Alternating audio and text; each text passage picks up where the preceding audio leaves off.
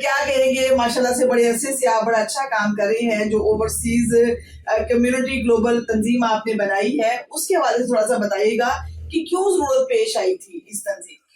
جی بہت شکریہ آپ کا ٹائم دینے کا. سب سے پہلے تو میں آپ کو یہ بتاؤں کہ پاکستان اوورسیز جو لفظ ہے یہ کیوں وجود میں آیا. جی بالکل.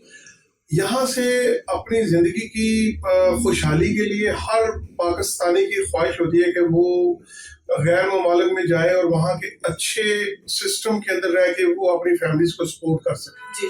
سب سے بڑا جو ان کو سفر کرنے سے پہلے چیزیں برداشت کرنی پڑتی ہیں, وہاں کا موسم, وہاں کا کلچر, لینگویج, پھر اس کے بعد جاب, رہنا سہنا, بہت سارے مراحل طے کرنے کے بعد جو جا کے وہ ایک اوورسیز پاکستانی کسی ملک میں سیٹل ہوتا ہے.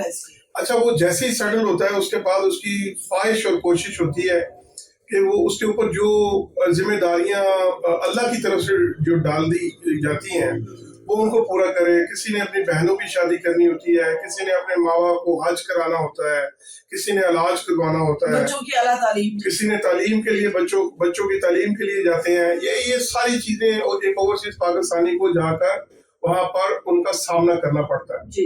اس کے بعد جا کر وہ ایک اوورسیز پاکستانی بنتا ہے.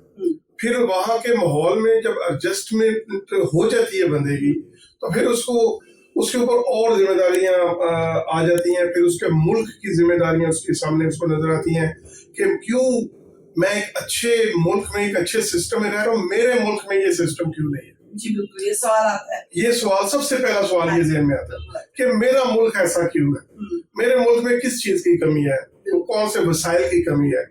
اچھا, جب ہم یہ چیزیں دیکھتے ہیں تو ہمیں ہمارے ملک میں کوئی ایسی کمی نظر نہیں آتی جو ان ملکوں سے بہتر ہو. وسائل اللہ کی رحمت سے اس ملک میں مالا مال ہے, خزانوں سے مالا مال ہے, پانی ہے, دریا ہے, سمندر ہے, ریگستان ہے, اس میں زراعت ہے آپ کی جو پوری دنیا میں سب سے ہم ایکسپورٹ کرنے کی پوزیشن میں ہیں. 4 موسم ماشاءاللہ, 4 موسم ہیں. یہ چیزیں اور ملکوں میں نہیں ہیں.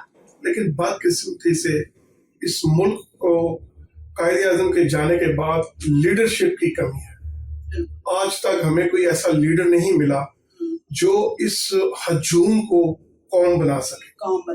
ایک ہجوم تو بن گیا 47 میں, دھکے کھاتا ہوا, قربانیاں دیتا ہوا. یہاں جب ہمارے اس خطے میں ہمارے بڑے جو اپنی عزتوں کی قربانیاں دے کے یہ ملک حاصل کیا, تو ہماری سب سے بڑی جو بدقسمتی ہمیں سب سے پہلے جو فیس کرنی پڑی وہ قائد اعظم کا بہت جلدی اس دنیا سے چلے جانا. اس کے بعد ہمیں کوئی ایسی لیڈرشپ نہیں ملی جو ملک کو نیشنلزم کی طرف لے کے جائے. ہمیں ایسے لیڈر, ایسے مولوی, ایسے مذہبی جنونی تو ملے جنہوں نے مسلمانوں کو کئی فرقوں میں تقسیم کر دیا, جنہوں نے ABC قسم کی کیٹیگری قوم کے اندر پیدا کر دی, کسی کو بڑا سپیریئر کر دیا, کسی کو بڑا نچلی سطح پہ لے گئے. یہ ہم نے سنا تھا اسکولوں کالجوں میں جانے سے پہلے کہ ہندوؤں میں یہ ایک سسٹم تھا چھوٹ کا اور ذات پات کا. لیکن بدقسمتی سے یہ ہمارے ملک میں جو لا الہ کی بنیاد پہ جو ملک حاصل کیا گیا تھا, آج یہ تمام برائیاں ہمارے ملک میں موجود ہیں. تو اس لیے اوورسیز پاکستانی جو اس میں اپنا کنٹریبیوٹ کر سکتے ہیں, جو سسٹم ہم وہاں پہ سیکھتے ہیں, جو ہم جمہوریت وہاں سے ہم دیکھتے ہیں, جو امانداری اور جو ان ملکوں کی ترقی, جس طریقے سے جو ٹیکنالوجی ان ملکوں نے اڈاپٹ کی, وہاں پہ ہم لوگ ہی آپریٹ کرتے ہیں. ہمارے ہی بھائی, کوئی وہاں پہ انجینئر ہے, کوئی ڈاکٹر ہے, کوئی جج ہے, کوئی وکیل ہے, ہر شعبے میں پاکستانیوں نے اپنا نام بنایا.